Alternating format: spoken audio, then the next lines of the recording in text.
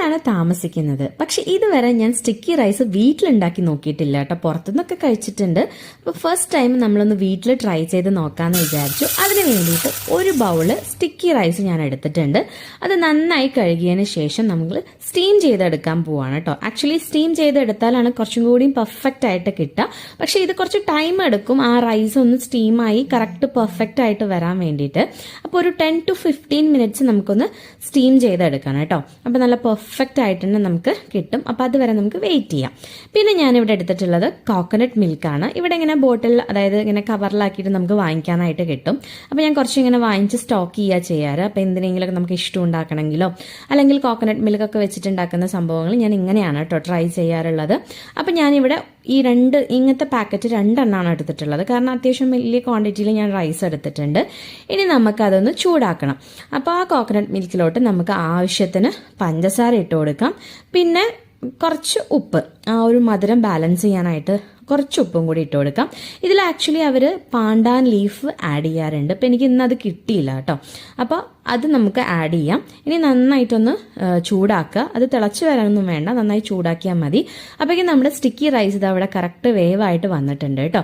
ഇനി നമ്മൾ ആ മിക്സ് ചെയ്ത് വെച്ചിട്ടുള്ള കോക്കനട്ട് മിൽക്ക് ഉണ്ടല്ലോ, അത് ഈ റൈസിലോട്ട് ഒഴിച്ച് നമുക്ക് കുറച്ച് സമയം, ഒരു 15 മിനിറ്റ് ഒന്ന് അടച്ച് വെച്ച് കഴിഞ്ഞാൽ ആ കോക്കനട്ട് മിൽക്കൊക്കെ റൈസിലേക്ക് അബ്സോർബ് ആയിട്ട് ആ മധുരവും കറക്റ്റ് പാകത്തിനായിട്ട് കിട്ടും കേട്ടോ. അപ്പോൾ ഒന്ന് മിക്സ് ചെയ്തിട്ട് നമുക്കൊരു 15 മിനിറ്റ് അത് മാറ്റി വെക്കാം.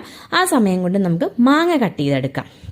ഇവിടെ നല്ല മണം, നല്ല മധുരമുള്ള മാങ്ങയാണ് കിട്ടുക. നിങ്ങളിവിടെ വന്നിട്ട് സ്റ്റിക്കി റൈസ് കഴിച്ചിട്ടുള്ള ആൾക്കാരാണെങ്കിൽ നിങ്ങൾക്ക് അറിയുണ്ടാവും. നല്ല ടേസ്റ്റാണ് കേട്ടോ ഇവിടുത്തെ മാങ്ങ. പിന്നെ എപ്പോഴും ഇവിടെ മാങ്ങ ഉണ്ടാവും, അതാണ് മെയിൻ ആയിട്ടുള്ള ഒരു സംഭവം.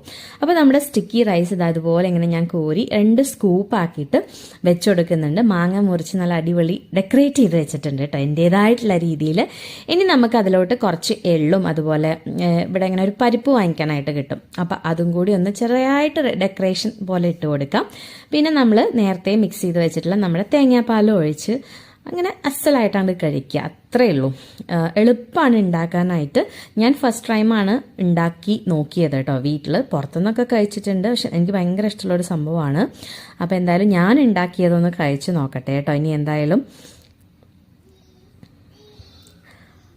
നല്ല അടിപൊളിയായിരുന്നു, പറയാതിരിക്കാൻ പറ്റില്ല. എനിക്ക് ഭയങ്കരമായിട്ട് സാറ്റിസ്ഫൈഡ് ആയി. കാരണം നന്നായിട്ട് വിശന്നിരിക്കുകയായിരുന്നു. പിന്നെ ടേസ്റ്റും അടിപൊളിയായിരുന്നു. ഒരു ചൂടുണ്ടായിരുന്നു. പിന്നെ ആ മാങ്ങയുടെ മധുരവും തേങ്ങാപ്പാലിൻ്റെ ആ ഒരു ഫ്ലേവറും എല്ലാം കൂടി നല്ല അടിപൊളിയായിട്ടുണ്ട്. അപ്പോൾ നാട്ടിൽ സ്റ്റിക്കി റൈസ് കിട്ടുമെങ്കിൽ ഇതെന്തായാലും ഒന്ന് ഉണ്ടാക്കി നോക്കിക്കോളൂ കേട്ടോ. ടാറ്റാ.